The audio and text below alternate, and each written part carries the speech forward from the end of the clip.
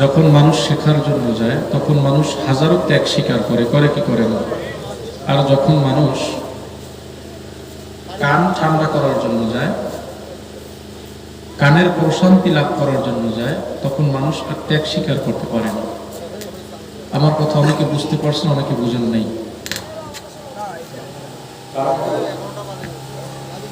আপনারা যখন মাহফিল প্যান্ডেলগুলোয় বসেন, এই বসার সময় যদি বক্তার কণ্ঠ আপনাদের কাছে পছন্দনীয় হয় তাহলে মানুষ বসে থাকে, আর যদি কণ্ঠ পছন্দনীয় না হয় তাহলে আস্তে আস্তে ওঠা বসা শুরু করে, অর্থাৎ চলে যাওয়া শুরু করে।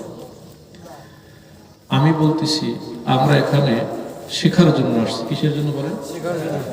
শেখার জন্য আসছি। আর যে ব্যক্তি শেখার জন্য যায় তার ত্যাগটা কি জানেন? শিশুবেলায় যখন মাদ্রাসায় পড়েছি, হেফজখানায় যখন পড়েছি, রাত্র 3টা বাজে হুজুররা মাদ্রাসায় ঘুম থেকে জাগাইয়া দিছে। আচ্ছা, আমার মতো আমার চাচাতো ভাই ছিল, আমার আরো এক ভাই ছিল, সে বাড়িতে ওই সময় ঘুমাইছে। কথা ঠিক না ঠিক? ঘুমাইছে না ঘুমায় নাই? সে ঘুমিয়েছিল, কিন্তু আমি রাত্র 3টা বাজে তখন ঘুম থেকে উঠা ঠান্ডা পানি দিয়ে উজু কইরা তারপরে কোরআন শরীফ নিয়ে পড়তে বসছি, তেলাওয়াত করার জন্য বসছি। আমি কি ত্যাগ করছি কিনা? ত্যাগ করিনি, ত্যাগ করছি। যে কোনো মানুষ ত্যাগ স্বীকার করলে সে তার লক্ষ্যে পৌঁছাতে পারে, আর ত্যাগ স্বীকার না করলে সে কোনোদিন লক্ষ্যে পৌঁছাতে পারে না। আপনারা কি একটু ত্যাগ স্বীকার করবেন? সবাই দিনের জন্য ত্যাগ স্বীকার করবেন? জ্ঞান আরোহণের জন্য ত্যাগ স্বীকার করবেন? যদি ত্যাগ স্বীকার করতে চান, আমার অনুরোধ, আমি বেশি সময় রাখবো না, কারণ আমার অভ্যাস যত দ্রুত সম্ভব মাহফিল আমি ছেড়ে দিই, অর্থাৎ মানুষ যেন সকালবেলা ফজরের সালাত আদায় করতে পারে। আমি যদি সারা রাত্র বসে 2-3 ঘন্টা ওয়াজ নসিহত করি, আপনারা বাড়িতে যাবেন, এরপরে খাবেন অনেকে, তারপরে ঘুমাবেন, অনেক রাত্র হয়ে যাবে, আপনাদের কষ্ট হয়ে যাবে। আমার ওঠার কথা ছিল 9:30, তাও একটু লেট হয়ে গেছে। তো আপনারা যদি সবাই ত্যাগ স্বীকার করেন, তাইলে আমি কথা বলেও মজা পাবো, আপনারা শুনেও মজা পাবেন। আর আমি আগেও বলেছি, আজকের এমন একটা বিষয় তাকরীর এখানে হবে, যে বিষয়টা ইতিপূর্বে আপনারা জানেন না, শোনেন না, অনেকেই, সবার কথা বলছি না, অনেকেই এই বিষয়গুলো নিয়ে ওয়াজ মাহফিলের প্যান্ডেলে তেমন একটা আলোচনা করা হয় না, মানুষ বুঝতেও পারে না, জানতেও পারে না। শোনেন, যেই ব্যক্তি ত্যাগ স্বীকার করে সেই ব্যক্তি কামিয়াব হয়, আর যেই ব্যক্তি ত্যাগ স্বীকার করে না সে কোনোদিন কামিয়াবও হয় না। তার উদাহরণস্বরূপ বলি, 2জন মানুষ, এই 2জনের মধ্যে একজন চাকরি করে আর একজন ব্যবসা করে। যারা চাকরি করে, ব্যবসা করে, বাণিজ্য করে, আর একজন মানুষ, আমরা বরিশালের ভাষায় বলি আলিশা, কিন্তু প্রকৃত ভাষা হলো অলস। কি বলা হয়? অলস বলা হয়। যারা অলস আর যারা চাকরি করে, যে ব্যক্তি চাকরি করে সে ব্যক্তি সকাল 8টায় ডিউটিতে প্রবেশ করে, বিকাল 4টা-5টায় ডিউটি থেকে বের হয়। তার একটা রুলস আছে না নাই? সে রুলস অনুযায়ী ডিউটি করে। এই ডিউটির বিনিময়ে মাস শেষে সে 50,000 টাকা বেতন পায়। পায় কি পায় না? মাস শেষে 30,000 টাকা কিন্তু বেতন পায়। এই যে ব্যক্তি ডিউটি করতেছে, যেই ব্যক্তি ব্যবসা করতেছে, সেই ব্যক্তি অবশ্যই ত্যাগ স্বীকার করে। কি করে? কষ্ট করে। কি করে? কষ্ট ছাড়া কি তার চাকরি করা সম্ভব? কষ্ট করা ব্যবসা ছাড়া ব্যবসা করা সম্ভব? সম্ভব না। এত কষ্ট করে ডিউটি করার পরে মাস শেষে যখন 50,000 টাকা বেতন পায়, তখন তার সমস্ত কষ্টগুলো সে ভুলে যায়। যায় কি যায়? সমস্ত কষ্টগুলো সে ভুলে যায়। অনুরূপ, যে ব্যক্তি অলস, সে রাস্তায় রাস্তায় ঘোরে, মাস শেষে তার কোনো মায়না নাই, আছে? কোনো বেতন আছে? আচ্ছা বলেন তো, যেই ব্যক্তি চাকরি করে সমাজের ভিতরে তার দাম বেশি, না যে ব্যক্তি অলস ঘুরে বেড়ায় তার দাম বেশি? হ্যাঁ, যে কাজ করে, চাকরি করে, সমাজের মধ্যে তার দাম একটু বেশি। আর যে অলস ঘুরে বেড়ায় সমাজের ভিতরে সে মূল্যহীন হয়ে যায়। কথা ঠিক না বেঠিক? আমরা যদি ত্যাগ স্বীকার না করি আমরা যদি ত্যাগ স্বীকার না করি তাহলে আমরাও মূল্যহীন হয়ে যাব। কথা ঠিক না ঠিক? কথাটা বুঝাইতে পারি না আপনাদেরকে। আমরা যারা ঈমানদার, আমরা যারা এক আল্লাহকে বিশ্বাস করি, আমরা যারা মুমিন হতে চাই, আমাদের কিছু ত্যাগ আছে না নাই? এই ত্যাগগুলো যখন করি, এই ত্যাগের কারণে আমাদের সম্মান ইজ্জত বাড়ে না কমে? কথার উত্তর দিবেন, বাড়ে না কমে? যেই ব্যক্তি ত্যাগ করে, অর্থাৎ আল্লাহ তাআলার হুকুম পালন করে, যেই ব্যক্তি আল্লাহ তাআলার হুকুম পালন করে তাকে অবশ্যই ত্যাগ স্বীকার করতে হয়। কথা ঠিক নেবে ঠিক? অবশ্যই ত্যাগ স্বীকার করতে হয়। এই ত্যাগ স্বীকার করে সে আল্লাহ তাআলার হুকুম পালন করে। যখন আল্লাহ তাআলার হুকুম পালন করে তখন তার দাম দুনিয়ার মানুষের কাছেও বাড়ে, আল্লাহ তাআলার কাছেও বাড়ে। কথা ঠিক নেবে ঠিক? উভয় জাহানই তার দাম, তার মর্যাদা বেড়ে যায়। তো আমরা যদি একটু ত্যাগ স্বীকার করি, এখানে বসি, তাহলে আমাদের দাম উভয় জাহানই বেড়ে যাবে। কথা ঠিক নেবে ঠিক? মানুষ, আমি প্রায় সময় বলতেছি, বলি যে মাহফিলের প্যান্ডেলটা এখন এক পর্যায়ে এরকমের অবস্থান হয়ে গেছে, মানুষ আসে আর যায়, আসে আর যায়। কাহারো মাহফিল করা নেশায় পরিণত হয়ে গেছে, কাহারো মাহফিলের ডাক আসলি শুনতে যায়, এটা তারা নেশায় পরিণত হয়ে গেছে, আর কাহারো মাহফিল করা পেশায় পরিণত হয়ে গেছে। কথা ঠিক না? নেশা এবং পেশা এই উভয়টাই বাদ দেওয়া লাগবে। উভয়টা কি দেওয়া লাগবে? বাদ দেওয়া লাগবে। বলে হুজুর আপনি আসছেন, আপনি তো প্রফেশনাল মনে হয় বক্তা। না, আমি প্রফেশনাল বক্তা না। আমি এই লাইনে ততটা অগ্রসর হতে চাইও না, আমার নিজ থেকে ইচ্ছা থেকে ততটা অগ্রসর হতে আমি চাই না। বলে হুজুর কেন, এটা বিষয়টা কি? বর্তমান প্রেক্ষাপটে আমরা যারা ওয়াইজিন আছি, আমাদের ভিতরে ব্যাপক তাকওয়ার কমতি আছে। কিসের কমতি আছে? তাকওয়ার কমতি আছে। আমরা যখন মাহফিলে যাই, মাহফিলে যাওয়ার আগেই অনেক বক্তা আপনি দেখবেন মাহফিলে যাওয়ার সময় সে কন্ট্রাক্ট করে, আছে না নাই? আছে। বলে আমাকে অর্ধেক টাকা আগে পাঠাইয়া দেন, আছে না নাই? যদি প্রশ্ন করা হয় যে ভাই এটা করলেন কেন, তাদের কাছে যুক্তি আছে। আবার যুক্তি আছে না নাই? তাদের যুক্তি আছে। আমাকে যদি অর্ধেক টাকা আগে না দেয়, অনেক সময় মাহফিল ক্যান্সেল হয়ে যায়। কি হয়ে যায়? মাহফিল ক্যান্সেল হয়ে যায়। তো মাহফিল ক্যান্সেল হইলে আমি তো ওই দিন অন্য জায়গায় মাহফিল দিইনি, অন্য জায়গায় মাহফিল প্রোগ্রাম তো আমি দিইনি, কারণ ওখানে তো আমার প্রোগ্রাম সেট করা ছিল। আমি অন্য জায়গায় প্রোগ্রাম দিইনি, সুতরাং আমার লোকসান হলো। আমি বলতে চাই, যখনই বলে উদাহরণস্বরূপ যে আমার লোকসান হলো, তখনই মনে করতে হবে লাভ এবং লোকসান কি জিনিস। লাভ এবং লোকসান কি জিনিস? লাভ এবং লোকসান এই উভয়টাই দুনিয়ার লাভ এবং লোকসান দুনিয়ার পার্থিব জীবনের জন্য। কথা ঠিক না ঠিক? পার্থিব জীবনের জন্য। এরপরে বলা হয় যে আমাকে যদি টাকা আগে না পাঠায়, যাওয়ার পর যদি কম দেয়। আমি একটা প্রশ্ন করতে চাই, ওলামায়ে কেরামের মধ্যে কি এরকমের ওলামায়ে কেরাম নাই যার উপরে যাকাত ওয়াজিব হয়ে গেছে? আছে না নাই? আছে। যাকাত ওয়াজিব হয়েছে এরকম ওলামায়ে কেরাম আছে না নাই? একজন দুইজন না, একজন দুইজন না, আপনারা জানেন না, হাজার ওলামায়ে কেরাম আছে, লক্ষ লক্ষ ওলামায়ে কেরাম আছে। বরিশালে আমাদের ইমাম, আমি তো বরিশালের ইমাম, ইমাম একটা সমিতি আছে, আপনাদেরকে বলি, শুনলে বুঝতে পারবেন। ইমাম সমিতি আছে।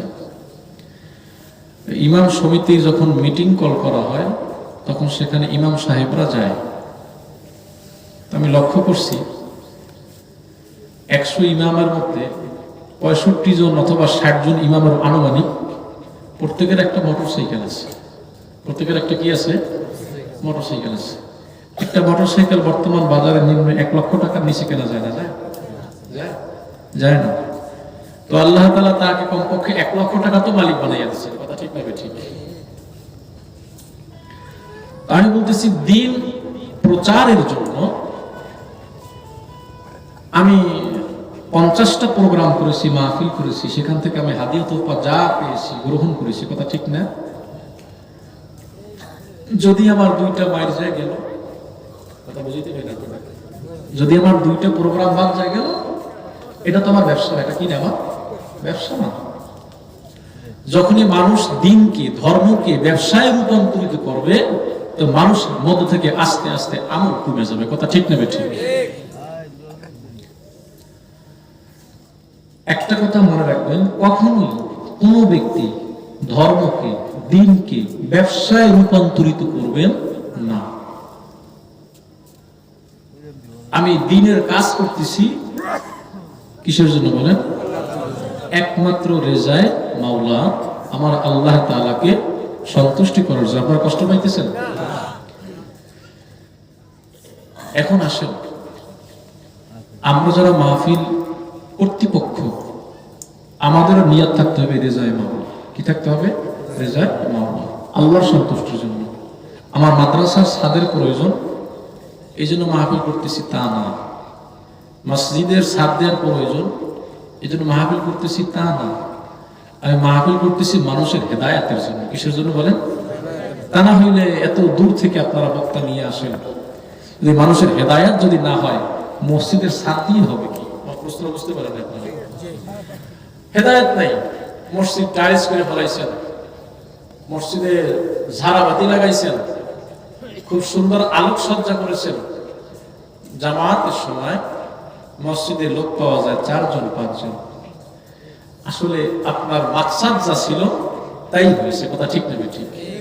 এই জন্য আমি বলি, যারা মাহফিল কর্তৃপক্ষ থাকে তাদের একটাই নিয়ম, মানুষের হেদায়াত। মানুষের হেদায়াত। যদি মানুষ হেদায়াত পায়, আপনার মসজিদে মুসল্লির সংখ্যা যদি বাইরে যায়, তো আপনার মসজিদ এমনিতেই উন্নত হবে। কথা ঠিক নেবে ঠিক। আর যদি মসজিদ বিরান হয়ে যায়, মুসল্লি শূন্য হয়ে যায়, আপনার মসজিদে হাজারো টাইলস লাগানো হয়, আপনার মসজিদ হাজারো আলোকসজ্জা করলে আপনার এই মসজিদের কোনো মূল্য আছে? দাম বাড়বে না কমবে? দাম বাড়বে না। যত মুসল্লি বাড়বে তত মসজিদের দাম বাড়বে, যত মুসল্লি বাড়বে মহল্লার মধ্য থেকে তত খারাপই দূর হবে। কথা ঠিক নেবে ঠিক। وقال رسول الله صلى الله عليه وسلم الدين النصيحة। ছোট্ট একটা হাদিস, الدين النصيحة। এখানে বলা হয়েছে ধর্ম হলো মানুষের উপদেশ। ধর্মই কি? মানুষের উপদেশ বা নসিহত। ধর্মই হলো মানুষের জন্য নসিহত। ধর্ম মানুষকে ভালো কাজ করা শেখায়। কথা ঠিক নেবে ঠিক। ধর্ম মানুষকে খারাপের থেকে ফিরাবার শেখায়। কথা ঠিক নেবে ঠিক। খারাপের থেকে ফিরে থাকো, এটা শেখায় কে? ধর্ম। ভালো কাজ করো, এটা শেখায় কে? ধর্ম। যদি ধর্মের প্রধান হলো এই যে মসজিদ, কথা ঠিক নেবে ঠিক। আমাদের প্রধান ঘর কি? আল্লাহর ঘর, মসজিদ। এখান থেকে মানুষের ধর্মের শিক্ষা দীক্ষা দেওয়া হয়, হয় কি হয় না? মাদ্রাসা থেকে মানুষের ধর্মের শিক্ষা দীক্ষা দেওয়া হয়। মানুষকে ভালো এবং মন্দের পথ মসজিদ থেকে বলা হয়। যদি মানুষ যদি মসজিদ থেকে বলা অনুযায়ী কথা মানুষ যদি শ্রবণ করত এবং মানত, তাহলে সমাজটা সুন্দর হয়ে যেত। কথা ঠিক না ঠিক? সমাজটা অনেক সুন্দর হয়ে যেত। কিন্তু মানুষ মসজিদে ঠিকই প্রবেশ করে, প্রবেশ করার পরে মানুষ এই কান থেকে ঢুকাইয়া দেয়, ওই কান থেকে বের করে দেয়। আমরা জীবন, আমার পুরো জিন্দেগি একমাত্র কার জন্য বলেন? আমার পুরো জীবনটা কার জন্য? আমার জিন্দেগি যদি আল্লাহ তাআলার জন্য বানাইতে পারি, আমার জিন্দেগি যদি বন্দিগিওয়ালা জিন্দেগি বানাইতে পারি, কথা ঠিক না ঠিক? আমার জীবনটাকে যদি বন্দিগিওয়ালা জীবন বানাইতে পারি, তো আমার জীবন কামিয়াব। আর আমার জীবনটা যদি বন্দিগি সারা জীবন হয়ে যায়, তাহলে আমার জীবনটা বরবাদ। কথা ঠিক না ঠিক? যেন কবি বলেন, জিন্দেগি মে বন্দেগি তু করনা হে,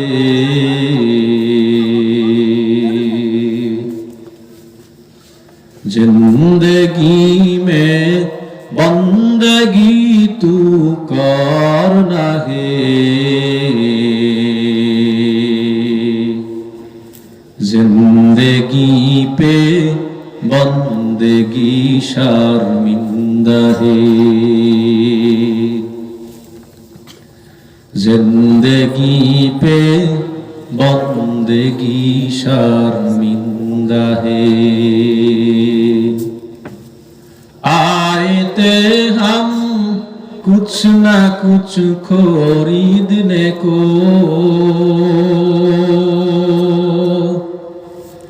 जिसे हो रोशन मेरे कल्ब रहो। आए थे हम कुछ ना कुछ खरीदने को, जिसे हो रोशन मेरे कल्ब रहो। वरना कोई चारा तो जहां में नहीं, जिंदगी में बंदगी तू कर रहे। जिंदगी पे बंदगी शर्मिंदा है। दुनिया में हो दुनिया का तलबगार ना हो, दुनिया में हो दुनिया का तलबगार ना हो। बाजार से गुजर हो खरीदार ना हो। ये दुनिया एक मिस्ल कागज फूल है। ये दुनिया एक मिस्ल कागज फूल है। जिंदगी में बंदगी तू करना है। जिंदगी पे बंदगी शर्मिंदा है। কথা ঠিক না ঠিক? কষ্ট হয় আপনাদের? কষ্ট তো হবেই। কষ্ট কি? কষ্ট হয় না সেটা কষ্ট তো হবে, কষ্ট হইতেছে, এটা সত্য কথা, ঠিক না ঠিক? অর্থাৎ মাগরিব থেকে এই পর্যন্ত বসে আছেন, একটু কষ্ট হয় না? কষ্ট হইলেও এই কষ্টের পরে এখানে যে বসে আছি একটা প্রতিদান আছে না নাই? কার কাছে আছে? কার কাছে আছে? জবান খুলে বলেন। আল্লাহ তাআলার কাছে আছে, কথা ঠিক না ঠিক? আমরা কার কাছে প্রতিদান চাই? মহান রবের কাছে প্রতিদান চাই। মহান আমার রবের কাছে প্রতিদান চাই। আমি তার গোলাম, আমার রবকে। আমি কার গোলাম? গোলাম বলতে ভয় লাগে না। গোলাম কামিয়াব, আজাদ কোনদিন কি না কামিয়াব। বুঝাইতে পারি নাই। গোলাম কি বলেন? গোলাম কামিয়াব, আজাদ কোনদিন কি না কামিয়াব না। বলে তা কি রকমের? আমরা তো মনে করি স্বাধীন থাকতে চাই। কি থাকতে চাই? আমি প্রায় সময় বলি, সব জায়গায় যদি জবাবদিহিতা থাকে, আমাদের আল্লাহ তাআলার কাছে জবাবদিহিতা আছে না নাই? মসজিদের ইমাম সাহেব তিনি ইমামতি করেন, তাহার কাছে বিভিন্ন মুসল্লিরা টাকা পয়সা দেয় মসজিদ উন্নয়নের জন্য। দেয় কি দেয়? দেয় না? যখন ইমাম সাহেবের কাছে টাকা পয়সা দেয় মসজিদ উন্নয়নের জন্য, তো ইমাম সাহেবের যদি জবাবদিহিতা না থাকে, মসজিদের উন্নয়নমূলক টাকা ইমাম সাহেবের পকেটে ঢুকে যায়। কথা ঠিক না ঠিক? আমার কথাটা বুঝতে পারছেন? যদি জবাবদিহিতা থাকে তাহলে মসজিদের উন্নয়নের টাকা আর মসজিদ ইমাম সাহেবের পকেটে কি করে না? ঢোকে না। আমি মনে করি এই জবাবদিহিতার জন্য ইমাম সাহেবের ইমান ঠিক থাকবে, কথা ঠিক না ঠিক? তার আমল ঠিক থাকবে, কথা ঠিক না ঠিক? আর যদি জবাবদিহিতা না থাকে, ইমাম সাহেব শয়তানের ধোঁকায় পড়তে পারে, কথা ঠিক না ঠিক? যেন আমি বলি, যদি জবাবদিহিতা থাকে তো সেখানে সুন্দর থাকবে, জবাব দিতে না থাকলেই সেখানে শয়তান কি করবে? ধোঁকা দিবে। তো আমরা মনে করি আমরা আল্লাহ তাআলার কাছে জবাব দিতে বাধ্য, কথা ঠিক না ঠিক? যেহেতু আমরা আল্লাহ তাআলার কাছে জবাব দিতে বাধ্য, সেক্ষেত্রে আমাদেরকে অবশ্যই সতর্ক হতে হবে। আর ইহুদি, খ্রিস্টান, মুশরিক, বৌদ্ধ যত ধর্মাবলম্বী লোক আছে তারা সবাই মনে করে আমরা আল্লাহ তাআলার কাছে জবাব দিতে বাধ্য। যেই কারণে তারা গুনাহের কাজ করে, কথা ঠিক না ঠিক? আর আমরা জবাব দেওয়া দিতে বাধ্য মনে করার কারণে আমরা নেকের কাজ করি। আমরা মুমিন, তারা কাফের। আমরা মুমিন, তারা কাফের। এখানে বসে আছি, কষ্ট হইতেছে, আমরা কার গোলামের জন্য বসছি? আমরা আল্লাহর গোলামের জন্য বসছি। যেহেতু আমরা আল্লাহ তাআলার গোলামের জন্য বসছি, তো আমরা কামিয়াব হয়ে যাব। কি হয়ে যাব? আমরা কামিয়াব হয়ে যাব। আর যারা গোলামি করার জন্য বসে না, ইচ্ছাকৃত ঘুরতেছে, এই দুইয়ের মধ্যে পার্থক্য আছে না নাই? আকাশ পাতাল ব্যবধান। কিয়ামতের ময়দানে রব্বুল আলামিনের কাছে মানুষের ফয়সালার জন্য ময়দানে মাহশারে, কাল কিয়ামতের ময়দানে যখন দাঁড়াবে, দাঁড়াবার পরে যখন হিসাব নিকাশ হবে, এই হিসাব নিকাশ হওয়ার পরে আল্লাহ তাবারক ওয়া তাআলা সবার আমলনামা যখন পেশ করবেন, এই আমলনামা পেশ করার পরে একজন ব্যক্তি একটা নেকির জন্য বেঁচে যাবে। একটা নেকির কারণে তার জন্য জান্নাতের ফয়সালা হবে না, একটা নেকির জন্য তার জন্য জাহান্নামের ফয়সালা হবে। যখন তার জন্য জাহান্নামের ফয়সালা হবে, একটা নেক আনার জন্য নিজের বাবার কাছে যাবে, বাবা আমাকে একটা নেক দেন, বাবা একটা নেক দিবে না। মা আমাকে একটা নেক দেন, বলে আমার তো কোনো সন্তানই নাই, দুনিয়ার জমিনে আমার বিবাহই তো হয় নাই, মনে হয় তুমি কে, দূর হয়ে যাও, দূর হয়ে যাও, আজকে আমি আমার চিন্তায় পেরেশান আছি, তোমাকে একটা নেক দেওয়ার সময় আমার না।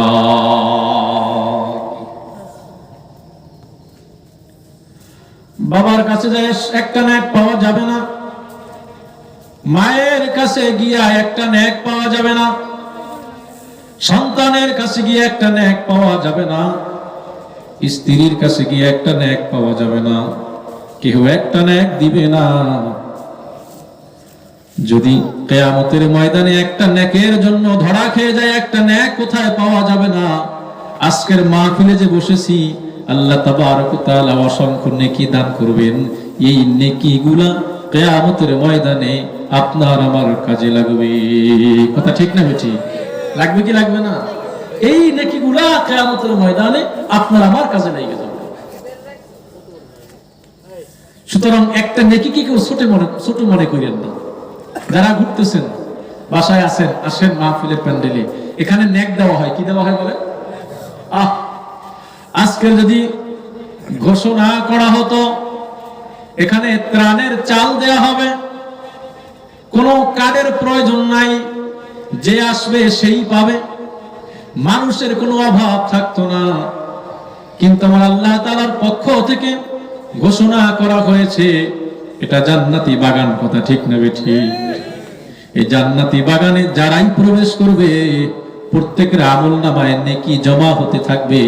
যতক্ষণ পর্যন্ত দিনের আলোচনা শুনতে থাকবে, ততক্ষণ পর্যন্ত ফেরেশতারা তারা আমলনামায় নেক লিখতেই থাকবে, লিখতেই থাকবে। মানুষের লিখতে লিখতে হাত ব্যথা হয়ে যায়, কলম বিরতি হয়, কিন্তু ফেরেশতাদের হাত ব্যথা হবে না, কলমও বিরতি হবে না। নেক জমা হইতে আছে। সুতরাং নেকের বাগানে চলে আসেন। এখানে ত্রাণের চাল দেয়া হয় না, এখানে ত্রাণের ডাল দেয়া হয় না, তেল দেয়া হয় না, এখানে নেক দেয়া হয়। এই একটা নেকে যদি কিয়ামতের ময়দানে বেজে যাই, ধরা খেয়ে যাই, তখন বুঝে আসবে একটা নেকের মূল্য কত। এর আগে কারো বুঝে আসবে না। সুতরাং সবাই নেক নেয়ার জন্য চলে আসেন। আখিরি মোনাজাত দিয়ে বাড়িতে যাব, মহান রবের কাছে এমন ওয়াদা করব, রব্বে কারীম তুমি আমার মালিক, আমি তোমার গোলাম, গভীর রাত্রে তোমার কাছে হাত জাগাইছি, তুমি তোমার গোলামকে মাফ করে দাও। কথা ঠিক না ঠিক? আমরা কার গোলাম? এটা বললে আল্লাহ খুশি না বেজার? বলেন তো, খুশি না বেজার? যদি আমরা বলি আমরা আপনার গোলাম, আল্লাহর গোলাম, তো আল্লাহ তাআলা খুশি হয়ে যায়। কি হয়ে যায়? খুশি হয়ে যায়। আল্লাহু আকবার। আমরা এখানে যারা আসছি, আমি দুইটা আয়াত তেলাওয়াত করেছি কোরআনে হাকিম থেকে। বলেছিলাম আদ-দীনুন নাসিহা। কথা ঠিক না বেঠিক? একটা হাদিস বলেছিলাম আদ-দীনুন নাসিহা, ধর্মই মানুষের জন্য উপদেশ। ধর্ম কি মানুষের জন্য উপদেশ? একটা আয়াত তেলাওয়াত করেছি, পিতা মাতার সাথে একটা আয়াত তেলাওয়াত করেছি। আপনারা অনেকে জানেন, এখানে দুইটা বিষয় মনে রাখতে হবে। যেমন সন্তানের প্রতি পিতা মাতার কর্তব্য রয়েছে, তেমনি পিতা মাতার প্রতিও সন্তানের কর্তব্য রয়েছে। অর্থাৎ উভয়ের প্রতি কি আছে? কর্তব্য আছে। তো সন্তানের প্রতি পিতা মাতার একটা কর্তব্য রয়েছে, আর সন্তানের প্রতি পিতা মাতার প্রতি কর্তব্য রয়েছে। তো সন্তান যখন তাদের পিতা মাতার প্রতি কর্তব্য পালন করবে, কি করবে? তাদের বার্ধক্যে তাদের দেখাশোনা করবে। আল্লাহ তাআলার হুকুম যখন পালন করবে, ওয়াকাদা রাব্বুকা আল্লা তা'বুদু, তোমরা আগে কার ইবাদত করো? কার ইবাদত করো? আল্লাহর ইবাদত করো। কার ইবাদত করো? এরপরে তোমরা পিতা মাতার খেদমত করো। কি করো? পিতা মাতার খেদমত করো। তোমরা তাদের খেদমত এমন সুন্দরভাবে করো জানি তোমাদের চলাফেরায়, তোমাদের কথাবার্তায় কখনো যেন তাদের উফ শব্দটুকু করতে না হয়, উফ শব্দটুকু করতে না হয়। তাদের সঙ্গে তোমরা এইভাবে কথাবার্তা বলো। কিন্তু এই যে কোরআনী শিক্ষা রয়েছে, আল্লাহ তাআলা শিক্ষা দিয়েছেন, এই শিক্ষায় কি আমরা শিক্ষিত হয়েছি? বুঝতে পারিনি। এই শিক্ষায় কি আমরা শিক্ষিত হয়েছি? আমরা এই শিক্ষায় শিক্ষিত হই নাই। আমরা এই কোরআনের ভাষা বুঝি না, কোরআন কি বলতেছে এটা আমরা বুঝি না। পিতামাতার খেদমতের কারণে সন্তানের জান্নাত অথবা জাহান্নাম, কথা ঠিক না ঠিক? যখন পিতামাতার খেদমত কেনই বা করব না?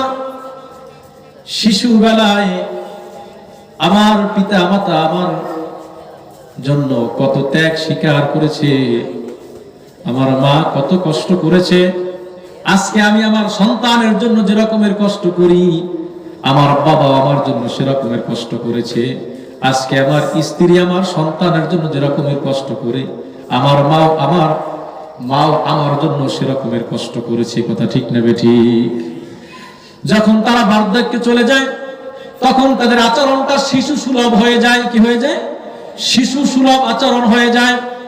তুমি শিশু বেলায় কত মায়ের গায়ে চর মেরেছো, বাবার গায়ে চর মেরেছো, কত কিছু দিয়া পিটান দিয়েছো, লাঠি দিয়া মনে চাইছে পিটান দিয়েছো, বাবা ব্যথাও পেয়েছে বটে, কিন্তু তোমাকে উল্টো ভাবে আর একটা পিটান দেয় নাই, বরঞ্চ তোমার বাবা তোমাকে কোলে নিয়া, তোমার মা তোমাকে কোলে নিয়ে এগালে চুমু দিয়েছে, ও গালে চুমু দিয়েছে।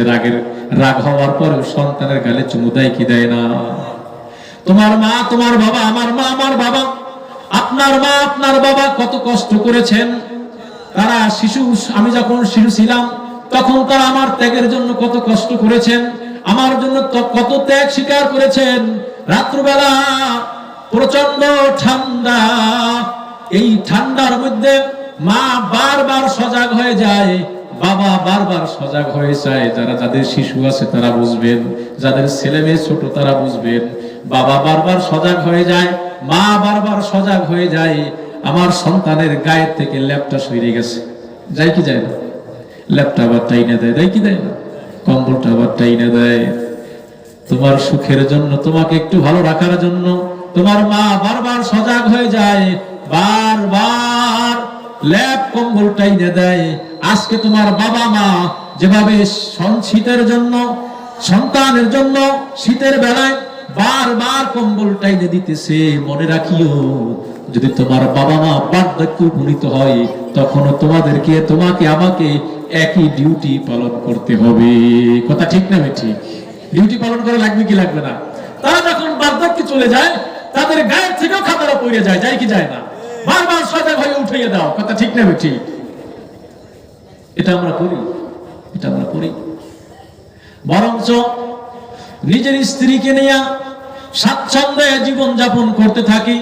সপ্তাহের পর সপ্তাহ যায়, মাসের পর মাস যায়, পিতা মাতার সংবাদ ও সন্তান নেয় না। এরকমের সন্তান আসে না। জানি আর রাখিও, পীরের কাছে হাজারো হাদিয়া দিলে, পীরের কাছে হাজারো হাদিয়া দিলে, পীরের কাছে বড় মুরগিটা নিয়ে গেলেন, পীরের কাছে বড় মাছটা খরিদ কইরা নিয়ে গেলে কোনো কাজ হবে না। হবে? কোনো কাজ হবে না। ওদিকে পিতা মাতা না খেয়ে আছে, তাদের সংবাদ নাই, তাদের খবর নাই। এই পীরের কাছে এত উপটৌকন নিয়ে গেলে, এত হাদিয়া নিয়ে গেলে, এই হাদিয়ায় তোমার কোনো উপকারে আসবে না। কথা ঠিক না ঠিক? পীরের জন্য হাদিয়া নিয়ে যায়, মা বাবা না খাইয়ে আছে না নাই? আছে। শেখার চেষ্টা করেন, এটা করা যাবে না। যাবে? আগে মা বাবাকে দেন। কথা ঠিক না ঠিক? আগে পিতা মাতাকে দেন, এরপর যদি উদ্বৃত্ত থাকে তারপরে পীরকে দিবেন। কথা ঠিক না ঠিক? পীরকে হাদিয়া দিতে নিষেধ করি নেই, কিন্তু পিতা মাতাকে না দিয়ে পীরকে দেন আগে। কথা ঠিক না ঠিক?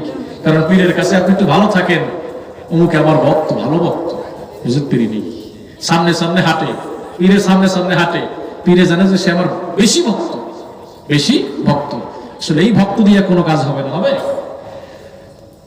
সন্তান শিশুবেলায় সন্তানের জন্য মা যত ত্যাগ করে মনে রাখতে হবে, বৃদ্ধ বয়সে আবার সন্তানকেও পিতা মাতার জন্য ত্যাগ করতে হবে।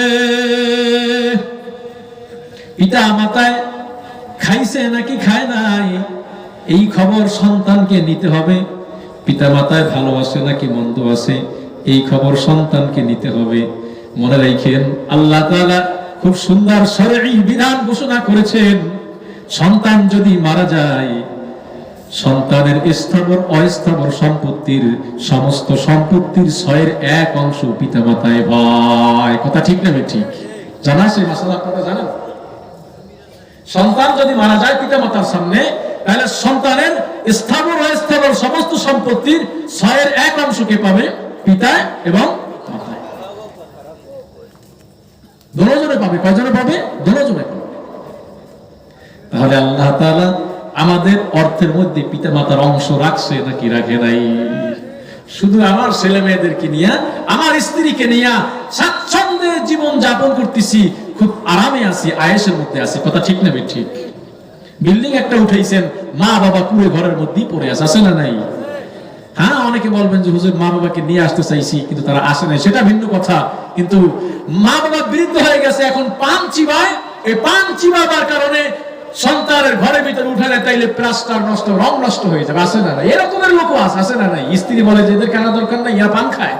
কি খায়? পান খায়, এদের কেনা যাবে না। তাইলে এখানে চুল লাগাবে, ওখানে স্পিক লাগবে, বলে কি বলে না? বলে না? বলে। এরকমেরও আছে, খবর নিয়ে দেখেন আছে। এই আমরা যারা এখানে আছি দেখবেন যে আমাদের পরিবারের মধ্যে হয়তো দু একজন খুঁজলে পাওয়া যাইতে পারে। কথা ঠিক না?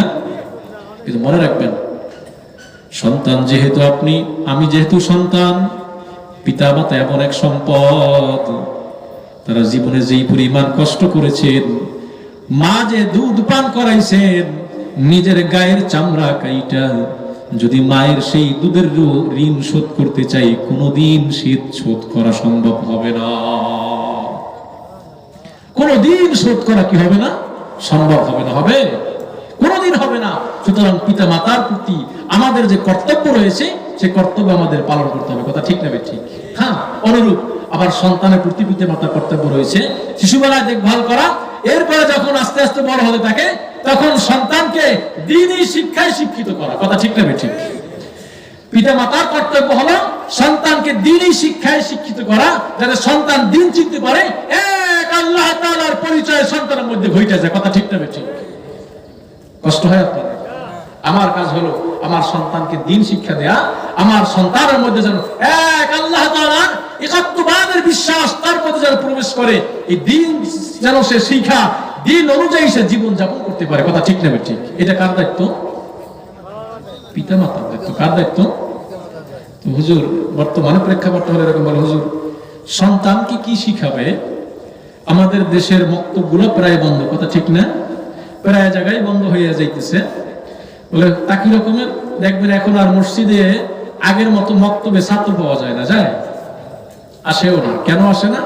কারণ আমাদের যে মোবাইল নামক এক গজবে যে পাইছে, মারাত্মক এক গজবে পাইছে, বাবা এবং মা যখন ঘুমাইতে যায়, সন্তান ঘুমিয়ে পড়লেন, বাবা মা দুজনে খালি এই বুঝেন নেই, ঠেলতেই আছে, একটার পর একটা ভিডিও আসতেছে, দেখতেছে। সন্তান ঘুমাইয়া পড়ছে, বাবা মা ঘুমায় রাত্র 1টা, 1:30, 2টা বাজে। আসে না নাই? তো এই বাবা মা যখন রাত্র 1টা, 2টায় ঘুমায়, তখন সকালবেলা ফজর নামাজ পড়তে পারে? ফজর নামাজে নিজে উঠে না, তো সন্তানকে উঠাবে কখন? সন্তান তো ছোট মানুষ, তো শিশু। শিশু তো ঘুমিয়ে থাকে, কথা ঠিক না? পিতা মাতা ঘুমায়, সন্তান ঘুমায়। সন্তানকে দিন শিক্ষা দেয় না, সন্তানকে দিন শিক্ষা না দেওয়ার কারণে সন্তানের ভিতরে বদদিনী চলে আসে, কথা ঠিক না ঠিক? এরপরে যখন এই বদদিনী থাকতে থাকতে এমন সময় অনেকের এই ভিতরে এই চিন্তা চেতনা থাকে, যদি মাদ্রাসায় পড়াই তাইলে চাকরি পাবে না, ভালো ব্যবসা বাণিজ্য করতে পারবে না, ভালো জ্ঞান শিখতে পারবে না, তাহলে মাদ্রাসায় পড়াইয়া কি লাভ হবে? না। এই চিন্তা চেতনা যখন আসে তখন সে তার সন্তানকে স্কুলের লাইনে ভর্তি করিয়া দেয়, দেন আপত্তি নেই। যদি কারো স্কুলের লাইনে পড়াইতে মনে হচ্ছে, পড়ান, আপত্তি নেই, কিন্তু কমাস কম সন্তানকে প্রাথমিক ভিত মজবুত করার জন্য দিন শিখাতে হবে, কথা ঠিক না বেঠিক? আমার সন্তানকে তেলাওয়াত শিখাতে হবে। আমার মৃত্যুর পরে আমার ছেলে যদি স্কুলেও পড়ে, ইউনিভার্সিটিতেও পড়ে, সে যদি ডক্টরেট হয়, সে যদি ইঞ্জিনিয়ার হয়, সফটওয়্যার ইঞ্জিনিয়ার হয়, তারপর আমি আমার মৃত্যুর পরে যেন আমার সন্তান আমার পাশে বসে কোরআন তেলাওয়াত করতে পারে, কথা ঠিক নেবে ঠিক? আমার মৃত্যুর সময় আমার সন্তান যেন তেলাওয়াত করতে পারে, আমি যেন আমার সন্তানের সেই তেলাওয়াত নিজ কানে শ্রবণ করতে পারি, কথা ঠিক নেবে ঠিক? এটা হলো কার দায়িত্ব? যদি এই দায়িত্ব যদি মা বাবা পালন না করে, তাহলে তারা দায়িত্বের অবহেলার কারণে মহান রবের কাছে তাদেরকে জবাব দিতে হবে, কথা ঠিক নেবে ঠিক? শোনেন, এই দায়িত্ব অবহেলার কারণে মহান রবের কাছে সন্তান কিয়ামতের ময়দানে মহান রবের কাছে বিচার চাইবেন। রব্বি আল্লাহ, আল্লাহ আমার রব আল্লাহ, আপনি, আমি আমার বাবা মায়ের জন্য আপনার দরবারে বিচার দায়ের করতেছি। শিশু বেলায় আমার পিতা মাতা আমাকে দিন শিখায় নাই। যদি শিশু বেলায় আমার পিতা মাতা আমাকে দিন শিখাইতো, আমি দিন বুঝতাম, দিন বোঝার কারণে আমি আমলওয়ালা হইতাম। কিন্তু আমার পিতা মাতা আমাকে দিন শিখায় নাই, না শিখাবার কারণে আমি আমলওয়ালা হই নাই। রব্বি আল্লাহ, আমি আজকে আমার পিতা মাতার জন্য আপনার দরবারে অভিযোগ দায়ের করতেছি, আপনি আমার পিতা মাতার বিচার করেন। এত আদর কইরা সন্তান লালন পালন করেছি, এই সন্তান আজকের মালিকের কাছে বিচার দিয়ে দিয়েছেন। আল্লাহ তাআলা বলেন, ফামান ইয়ামাল মিসকালা যাররাতিন খায়রান ইয়ারা ওয়া মান ইয়ামাল মিসকালা যাররাতিন শাররান ইয়ারা। আমি আল্লাহ তাআলা নিত্যি, আমি আল্লাহ তাআলার দাড়ি পাল্লা এত সূক্ষ্ম, এত সূক্ষ্ম, দুনিয়ার মানুষ যারা হিসাব করতে দুনিয়ার কোনো মানুষ পারবে না। দুনিয়ার কোনো মানুষ যারার হিসাব রাখা দুনিয়ার কোনো মানুষের পক্ষে সম্ভব না। কিন্তু আমি আল্লাহ তাআলা এমন আল্লাহ, আমি যে দাড়ি পাল্লা সেট করব, ওই দাড়ি পাল্লার মধ্যে এক জাররা পরিমাণ নেকিরও হিসাব করতে পারবো, এক জাররা পরিমাণ গুনাহেরও হিসাব করতে পারবো, কথা ঠিক না বেঠিক?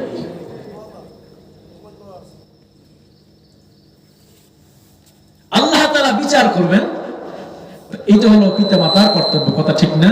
আর একটা কর্তব্য আছে।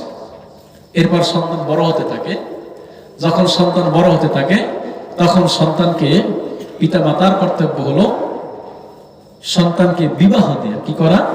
ছেলে হলে বিবাহ করানো, মেয়ে হলে বিবাহ দেয়া। এই কর্তব্যটা কার? মা বাবা। এই কর্তব্য যখন পালন করবে তখন পিতামাতার কাজ কি জানেন? যখন মেয়ে বিবাহ দিবে তখন তাদের কাজ হলো, যেই পাত্রের কাছে, খুব খেয়াল করে শুনেন, আমরা দুনিয়ার লাইনে যাই আগেই দেখি মেয়ের বাবার কয়তালা আছে, দেখি কি দেখি না? মেয়ের বাবার বাড়ি কি বরিশাল শহরে একটা আছে নাকি ঢাকায় আছে? দেখে কি দেখেন? এটা কি শরীয়তের নিয়ম? না। মেয়ে দিনদারি কিনা,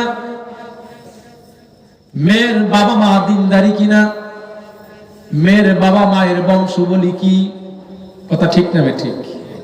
এই জিনিস দেখা যদি মেয়ে দিনদারি হয়, মেয়ের বাবা মা দিনদারি হয়, তো আমি আমার ছেলের জন্য ওই পাত্রীকেই নিয়ে আসবো, কথা ঠিক না ঠিক?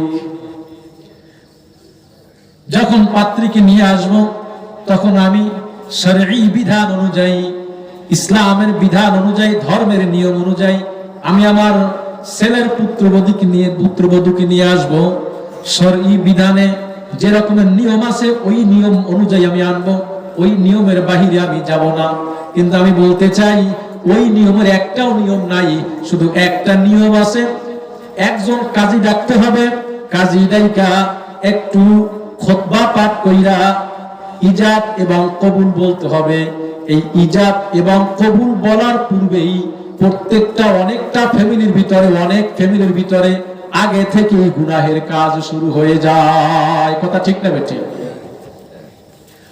ফ্যামিলিগুলোর ভিতরে আগে থেকেই গুনাহের কাজ শুরু হয়ে যায়। বলে কি রকমের? এই কথা তো কেউ মানবে না, অনেকে মানতেই চাইবে না। অর্থাৎ ছেলে বিবাহ করাবার সময়, মেয়ে বিবাহ করাবার সময়, এই সময় আগেই দুইটা বড় বড় সাউন্ড বক্স আনে। কথা ঠিক না? আইনা খুব জোরসে সাউন্ড বায়া দিয়া শুধু গান বাজাই থাকে। অর্থাৎ রাস্তা দিয়ে মানুষ হাইটা যাবে, রাস্তা পর্যন্ত কাঁপতে থাকে। আছে না নাই? সাউন্ড বক্সের বাড়ির কারণে রাস্তা পর্যন্ত কাঁপতে থাকে, আশেপাশের মানুষ রাত্র 2টা পর্যন্ত ঘুমাইতে পারে না। আছে না নাই? তো শুরুতেই তো গুনাহের কাজ শুরু হয়ে গেছে। শুধু গুনাহ না, এতে মানুষগুলাকে ঘুমাইতে দেয় নাই, এটা হারামের গুনাহ হইতেছে। কি হইতেছে বলেন? হারামের গুনাহ হইতেছে, মানুষকে কষ্ট দিতেছে। এই কাজ যখন হয় সেখানে দিন আসবে কোথা থেকে? আসবে? দিন আছে এখানে? দিন আছে বলেন? দিন নাই, শুধুমাত্র বদ্দিন। এরপরে গায়ে হলুদ তো হয়তো বা মনে হয় গ্রামে হয় না, শহরে তো গায়ে হলুদ হয়। এই গায়ে হলুদটা আবার কোন কায়দায় হয়? সমস্ত ইহুদি খ্রিস্টান বৌদ্ধ নাচাদের মতো হয়। কথা ঠিক না বেঠি? সেখানে নাচানাচি হয়, এমন নাচানাচি হয়, উলঙ্গপনা বেহায়াপনা এমন কায়দায় হয় যা বইলা ভাষায় শেষ করা সম্ভব। অর্থাৎ যদি কোনো বাসায় এরকমের হয়, আপনি যদি সেখান থেকে হাইটে যাইতে চান, আপনাকে যদি আপনি আমলওয়ালা হন, তাহলে আপনাকে নিচে হাইটে যাওয়া ছাড়া আর কোনো গতি নেই। আছে এরকম? হয় কি হয় না? হয় না? ডাইনি ভাবে তাকাবার কোনো সুযোগ নেই। এরকম আছে না? নাই? এই কারণে আপনার এবং আমার সমাজের মধ্যে এমন মারাত্মক ব্যাধি সৃষ্টি হয়ে যাইতেছে, অর্থাৎ সর্বত্র শুধু গুনাহ আর গুনাহ। এজন্য এই কর্তব্যটা কার বলে? কার বলে? বাবা। আমি বলবো যে আপনার কথা বলতেছেন, আমি শুধু একাই মাদ্রাসায় পড়বো, আমার ভাইদের মধ্যে আমরা 5 ভাই, আমি একাই মাদ্রাসায় পড়বো। তো আমি ইমামতি করে আজকে প্রায় 18 বছর চলতেছে। 18 বছর চলতেছে ইমামতি করি। আমার বড় ভাই যখন বিবাহ হবে, এই সময় আমার সব অন্যান্য ভাই সবাই জেনারেল, আমি শুধু মাদ্রাসায় পড়ব। যখন বিবাহ হবে, আমার বাবা এখন পর্যন্ত জীবিত আছেন, মাও জীবিত আছেন। আমার ছোট ভাই কোন জায়গা থেকে যেন একটা বক্স নিয়ে আসছে। ছোট ভাই বক্স নিয়ে আসার পরে আমি মসজিদে, আমি তখন নামাজ পড়াই, আমার নিজ গ্রামের পাশের গ্রামে নামাজ পড়াইতেছিলাম। আমি মাগরিবের নামাজ পড়ে বাসায় আসছি। বাসায় এসে দেখি যে নিয়ে আসছে। নিয়ে আসার পরে আমি আমার আব্বাকে বললাম যে আব্বা, যদি এটা আপনি ফিরাইতে না পারেন তাহলে এই পরিবেশে আমার পক্ষে থাকা সম্ভব না। কারণ আমি তো ভাইদের সাথে পারবো না। পারিবারিকভাবে আপনারা যারা পরিবার ফেস করেন তারা বোঝেন, পারা যায় না, কিন্তু ভাইদের সাথে খুব একটা পারা যায় না। শুধু বলা যায় কিন্তু উল্টো সিধে পারা যায় না। কথা ঠিক না? আব্বা আমি চলে গেলাম। আমি এটা বলে মায়ের কাছে বলে চলে আসছি। আমার বাবা সেও দিনদার, আমার বাবা একটা বুদ্ধি করছে। এমনিতে তো ফিরিতে পারবে না, বুদ্ধি করছে। কারণ এরা তো 4 ভাই, ওদিকে কয় ভাই? 4 ভাই। বুদ্ধি করছে, বুদ্ধি করে বলতেছে, সে একটা জামা নিয়ে ঘর থেকে বের হয়েছে। বের হয়ে আমার বড় ভাইকে ডাক দিয়ে বলতেছে আর ছোট ভাইকে যে আমি চলে গেলাম বাসার থেকে। আমি বাসার থেকে চলে গেলাম। কেন? বলছে তোমরা যে গান বাজনা বাজাইতেছো, এটা আমিও সমর্থন করি না, আর আমার কথা বলছে ও সমর্থন করে না। ও যেহেতু চলে গেছে, সুতরাং আমিও বিবাহে থাকবো না, আমি বিবাহে থাকবো না। আচ্ছা বলেন তো, আমার বাবার এই কৌশলটা সঠিক হয়েছে না ঠিক হয়েছে? সঠিক হয়েছে না? যখন এই কথা বলছে, আমার বড় ভাই ছোট ভাইকে ডাক দিয়ে, বড় ভাই একখানে ছিল, ছোট ভাই সঙ্গে সঙ্গে বলছে আব্বা আপনি যদি না থাকেন তাহলে আমাদের এই ডেকশন লাগবে না, এই বক্স আর লাগবে না। সঙ্গে সঙ্গে দিয়ে আসছে। সঙ্গে সঙ্গে কি করছে? দিয়ে আসছে। আচ্ছা বলেন তো, এখন এই কাজটা কি সুন্দর হয়েছে না অসুন্দর হয়েছে? আমরা কি সমাজে পারি না? আমরা কি বাবা না? আমরা আমাদের সন্তানদেরকে ফিরে পাওয়ার চেষ্টা করতে পারি না? সন্তান কেন কথা শুনবে না? সন্তানকে সেরকম করে গড়ে উঠাবার চেষ্টা করেন, সন্তানকে সেরকম বোঝাবার চেষ্টা করেন। আপনি পিতা, আপনাকে সন্তান কেন সম্মান করবে না? এটা বলতেছিলাম যে এই যে কাজগুলো হইতেছে, এগুলো সব শরিয়াত গর্হিত কাজ। কথা ঠিক না ঠিক? সব কাজগুলো শরিয়াত গর্হিত কাজ। এখন আমি